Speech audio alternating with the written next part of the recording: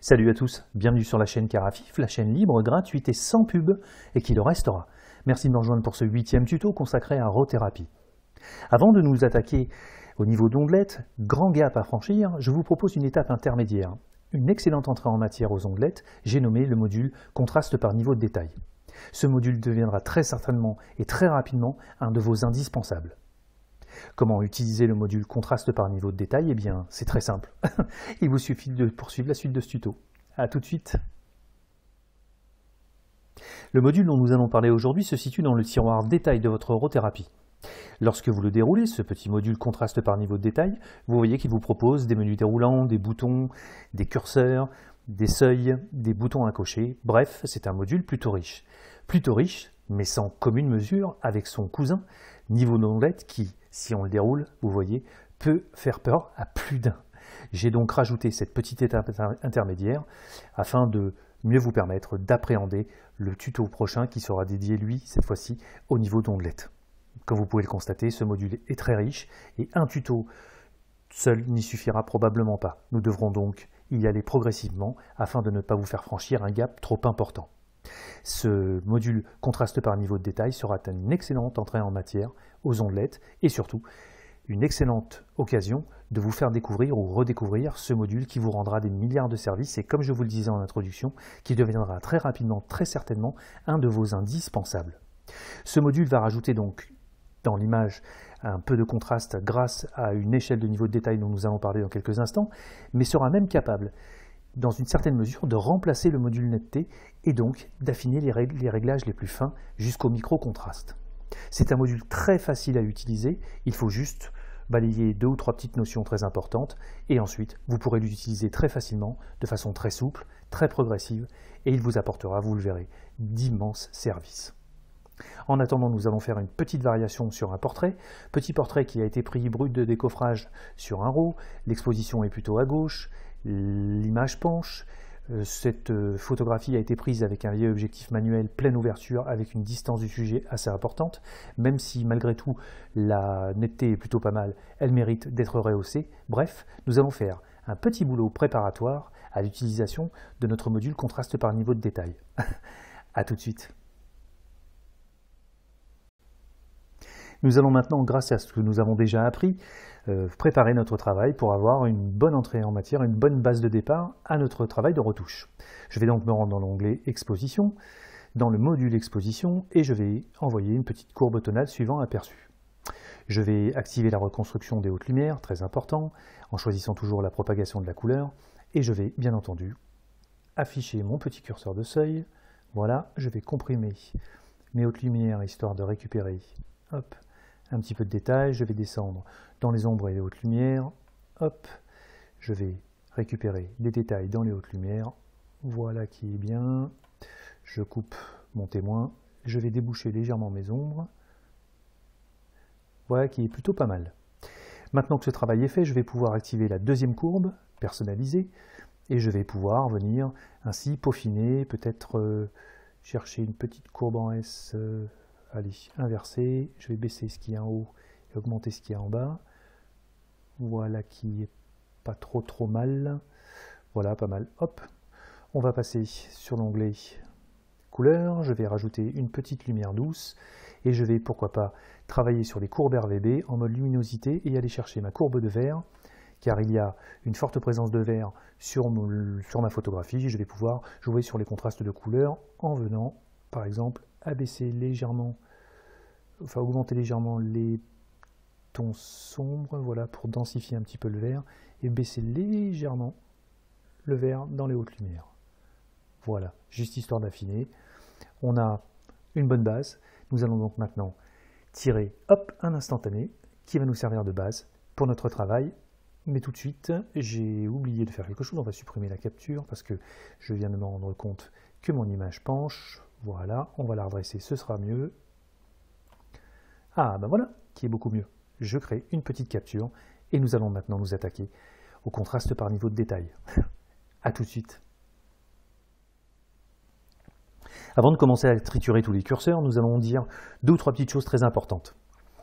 La première, c'est que même si on ne peut pas parler de niveau d'onglettes car ce sont des algorithmes très spécifiques, nous avons donc un état d'esprit assez proche Un état d'esprit qui consiste à décomposer l'image sur des niveaux de détail différents les uns des autres et bien entendu agir sur un niveau sans toucher l'autre ou avec très très peu d'impact. Ce qui nous permet de venir contrôler notre contraste local avec beaucoup de finesse. Sachez que ce contraste par niveau de détail fait en gros ce que niveau non de LED fait, toute proportion gardée bien entendu, mais sur la partie très haute des détails. Tandis que niveau non LED, lui, va permettre d'avoir un spectre beaucoup plus large, avec des algorithmes bien plus particuliers bien entendu, mais beaucoup plus large que ne le fait ce module. Nous allons donc utiliser ce module plutôt pour affiner le contraste fin de notre image et aussi la netteté. Dans une certaine proportion, il peut se substituer largement au module de netteté. Lorsque vous aurez un petit peu l'habitude de le travailler, vous verrez que vous obtiendrez des résultats absolument phénoménaux. La deuxième chose qu'il vous faut vous dire, c'est que c'est un module à 100%. Bien entendu, certains curseurs, vous verrez l'impact de certains curseurs à 25% par exemple, et tandis que d'autres nécessiteront de zoomer à 100%, voire à 200, voire à 400, voire à 600%. Car ce module, je vous le rappelle, agit sur des niveaux de détail qui sont très très fins. La troisième chose que je voudrais vous dire, c'est que justement, à cause de cela, je vous invite à faire des avant-après régulièrement, surtout lorsque vous l'utilisez au tout début, et ne pas hésiter non plus à tirer des captures et de faire des comparaisons avec les précédentes images de manière à comparer les images de façon générale sur leur taille entière.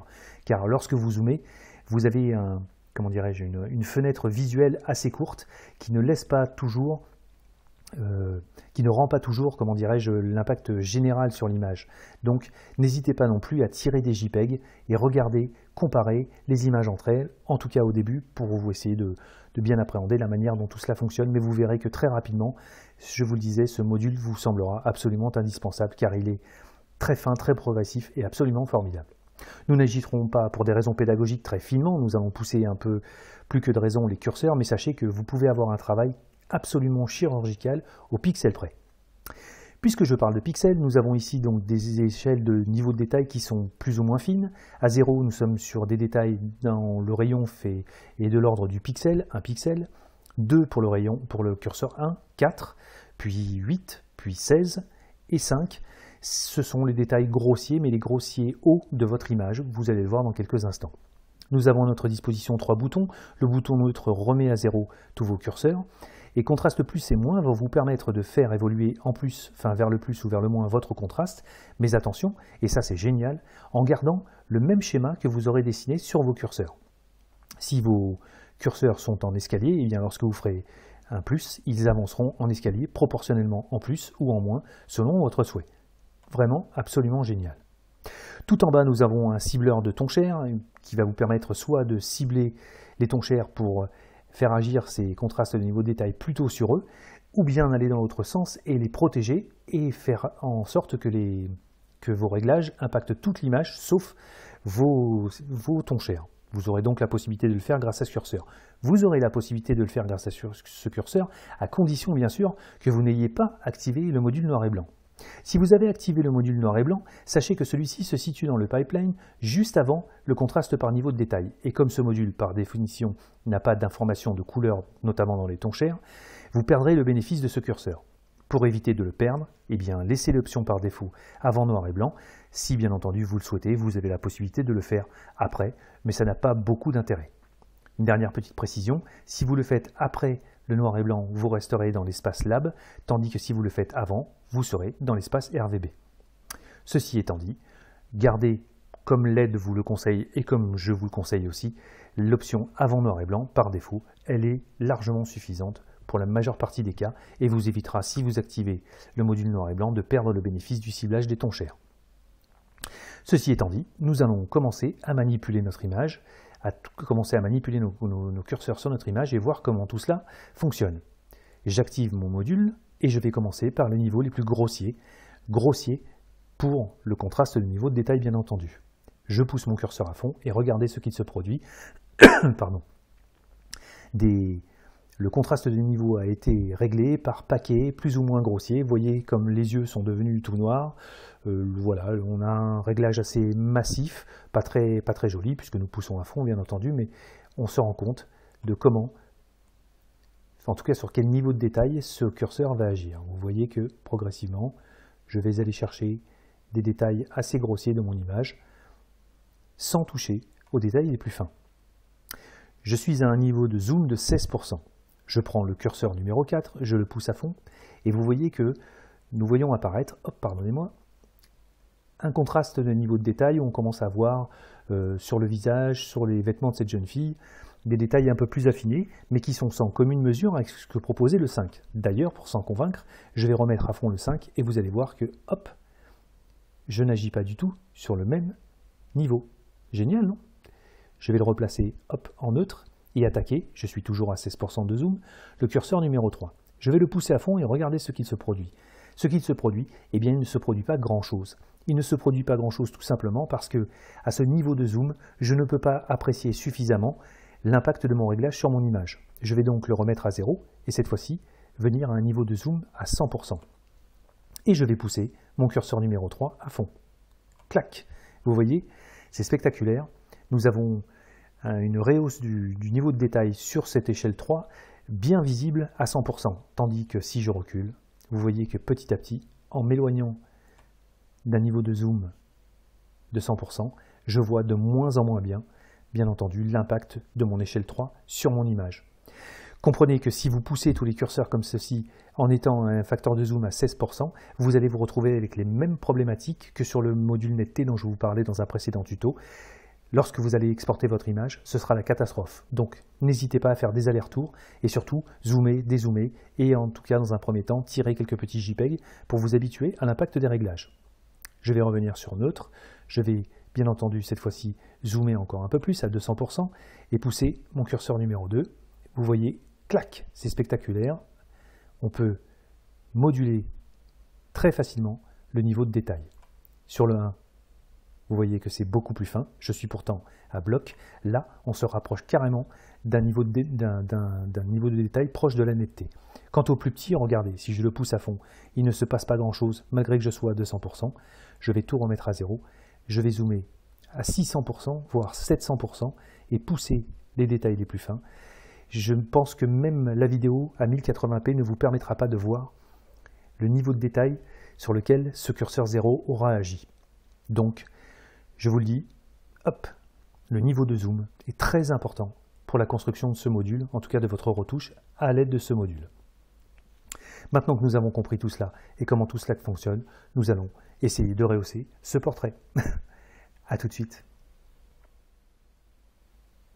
Lorsque vous attaquez aux détails les plus grossiers, essayez de trouver une zone de l'image qui vous permette de visualiser une partie de l'arrière-plan et une partie de l'avant-plan, ce qui est très utile lorsque l'on veut se rendre compte de l'action des détails les plus grossiers.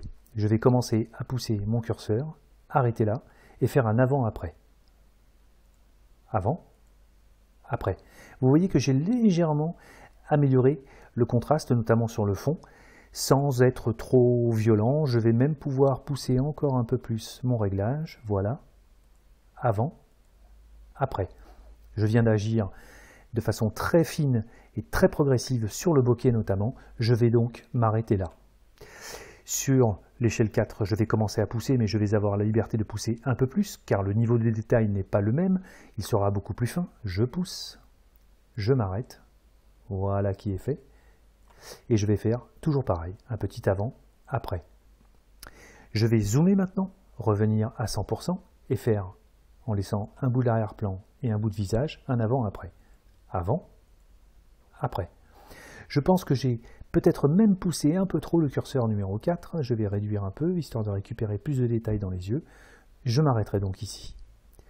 À partir de maintenant, je vais commencer sur des niveaux de détail qui restent qui sont beaucoup plus fins, donc qui vont commencer à se rapprocher des détails, notamment sur les visages, donc il va falloir que je sois plus prudent. Je vais pousser le curseur numéro 3, je m'arrête, et vous voyez que je commence à détailler plutôt les contours du visage, sans trop, accentuer la netteté. Avant, après. Vous voyez que je suis plus sur les ailes du nez, sur le contour de la bouche, sur le contour des yeux, avec le curseur numéro 3. Je vais pousser maintenant le curseur numéro 2 qui, lui, va commencer à s'approcher d'un réglage de netteté.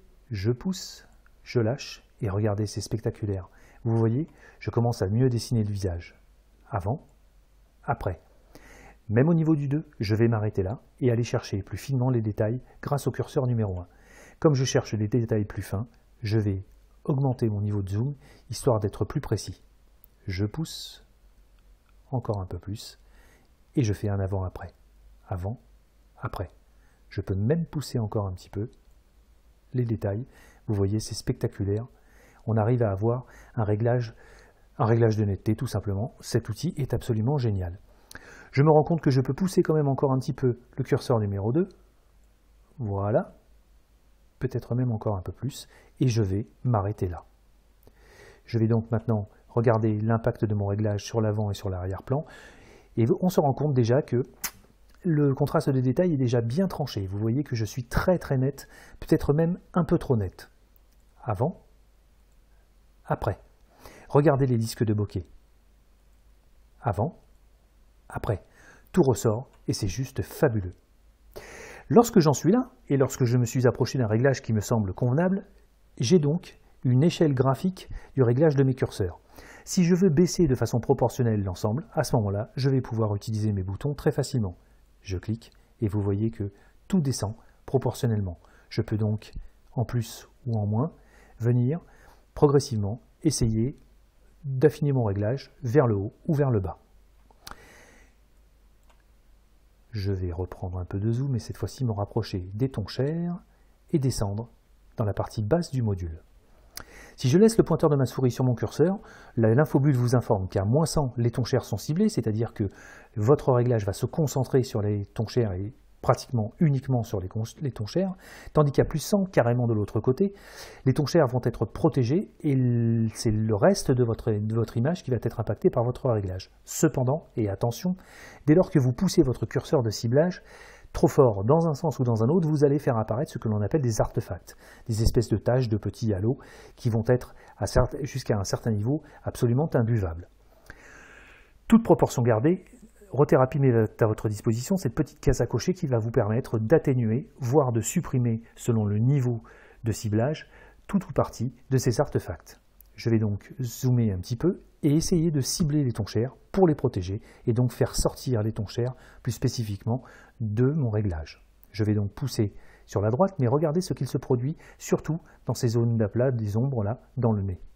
Si je pousse, hop, on voit apparaître, vous voyez, une sorte de dédoublement, comme un artefact. Si je le pousse à fond, hop, vous voyez que c'est absolument disgracieux et imbuvable. Je vais revenir à un niveau un peu plus acceptable. Voilà, je vais repartir à peu près à 15, allez 20. Vous voyez cette espèce de dédoublement. Si je clique sur la case à cocher, hop, vous voyez qu'une bonne partie en a été atténuée. Si je pousse un petit peu plus loin, ici, vous voyez que le halo est plus proche, clac, je l'atténue énormément. Génial, non? Je vais donc pouvoir protéger plus spécifiquement mes tons chers, ou bien aller chercher plus spécifiquement mes tons chers, et regardez ce qu'il se produit. C'est plutôt sur mes tons chers que mes curseurs de détail vont se concentrer. Cela dit, si je pousse à fond, vous voyez que ces artefacts viennent envahir l'image, notamment dans les yeux. C'est absolument imbuvable, donc il faut utiliser ce ciblage de façon très, très nuancée, très modérée, de manière à rendre à l'outil une efficacité pleine et entière. Voilà, je pense que j'ai un résultat plutôt sympa. Je vais donc maintenant, hop, tirer une capture. Voilà qui est fait. Et je vais faire, en revenant sur la précédente, un petit avant-après. Hop, en verrouillant l'avant et en mettant la deuxième capture. Voilà qui est fait. Je vais fermer, agrandir. Ici, nous avons avant le réglage, et ici nous avons après le réglage. Regardez, c'est spectaculaire, nous n'avons plus du tout la même image. Regardez comme les contours, comme les détails sont rehaussés. Regardez dans le bokeh tous les disques que nous voyons apparaître, alors même qu'ils sont plutôt fondus dans l'autre image. À tous les endroits de l'image, nous avons rehaussé ce contraste de niveau de détail. Regardez ces nappes de bokeh que nous ne voyons pas ici, c'est juste spectaculaire. Nous agissons de façon très fine. Regardez sur les contours des cheveux, sur la matière même des cheveux, nous voyons apparaître tous ces détails très fins qui, dans la version originale, sont plutôt fondus. Je vais enlever l'avant-après, hop, revenir sur la bonne capture, ici, voilà qui est fait, et je vais tirer un JPEG. Je clique, je sélectionne mon répertoire d'export, et je vais tirer une photographie du travail que nous venons de faire. Sachez que juste avant, j'avais tiré un JPEG de la version originale. Je vais aller sur mon répertoire texte test export, voilà qui est fait, j'ai entendu le petit bip. Nous avons donc la version d'origine, celle-ci, vous voyez, et nous avons ensuite la version rehaussée, celle-là, qui n'a absolument plus rien à voir. À moins que mon système ne m'ait fait une bêtise. Non, c'était la deuxième, pardonnez-moi. Là, voilà. Regardez, c'est juste spectaculaire. Regardez ce détail dans les bokeh, regardez cette netteté sur le visage. Quelque chose me dit que nous sommes allés un petit peu trop fort sur les détails. Vous voyez que pourtant, malgré la finesse de notre réglage et la progressivité, nous avons quand même cassé l'aspect assez bucolique du bokeh en le tranchant un petit peu trop. Nous allons donc revoir nos prétentions à la baisse et baisser un petit peu nos réglages. Je vais donc revenir en arrière et agir peut-être sur les détails les plus grossiers. Hop, voilà, baisser un peu le niveau 4. Et je pense que un des niveaux qui agit le plus sur mon bokeh d'arrière-plan serait plutôt le 3 et le 2. Voilà, ça c'est beaucoup plus raisonnable. Nous avons une image beaucoup plus équilibrée, hop, avec une bonne netteté, des tons chers préservés, tout va bien. Attention cependant, lorsque vous jouez sur ce genre de module, tous les modules qui sont en règle générale liés au détail, ceux-ci peuvent faire apparaître du bruit, voire accentuer un bruit naissant. Si votre image est présente un bruit numérique, ce bruit pourrait très bien avoir la même taille que les curseurs du haut. Donc ce que je vous expliquais tout à l'heure, à ce moment-là, jouez sur les curseurs et venez équilibrer de manière à ce que, en tout cas, filer un coup de main à votre module de manière à ce qu'il ne confonde pas le bruit du détail. Vous verrez que grâce à ce curseur, bon, cette image n'est pas bruitée puisqu'elle a été prise à 100 ISO, mais si c'était le cas, vous auriez la possibilité, grâce à ce curseur de seuil, de venir équilibrer votre recherche cible. Ce module est juste extraordinaire, je vous invite à le découvrir ou à le redécouvrir et venir faire vos premiers essais sur ce module contraste par niveau de détail qui est juste magique. Allez, on se retrouve pour la conclue de ce tuto. A tout de suite. Récapitulons. Ce petit module sert à accentuer les détails selon des niveaux choisis, des niveaux qui vont du pixel jusqu'à 16 pixels, voire un peu plus pour les détails un peu grossiers. Nous savons que nous pouvons cibler les tons chers pour soit les protéger, soit mettre en exergue les réglages sur ce domaine particulier de l'image. Nous savons aussi que nous avons un curseur de seuil qui nous permet de distinguer les détails les plus fins du bruit et donc d'équilibrer notre réglage. Nous savons aussi maintenant que ce module vous permet d'agir jusqu'à des niveaux de détail aussi fins que ceux présents dans les modules de netteté. C'est une sorte d'outil à tout faire dans les niveaux de détail les plus hauts. Il deviendra pour vous très vite absolument indispensable. Cela dit, je vous le répète encore une fois, allez-y doucement, surtout au début, afin de ne pas reproduire les mêmes dérives que ce que vous avez dû certainement connaître avec le module netteté, notamment à cause de ces facteurs de zoom sur les modules 100%. Venez nous rejoindre sur le Mattermost Rotherapy FR, ce petit groupe d'utilisateurs bien sympas avec lesquels vous pourrez échanger sur vos retouches, sur le logiciel, sur les modules, mais parler de tout et de n'importe quoi, notamment de photographie.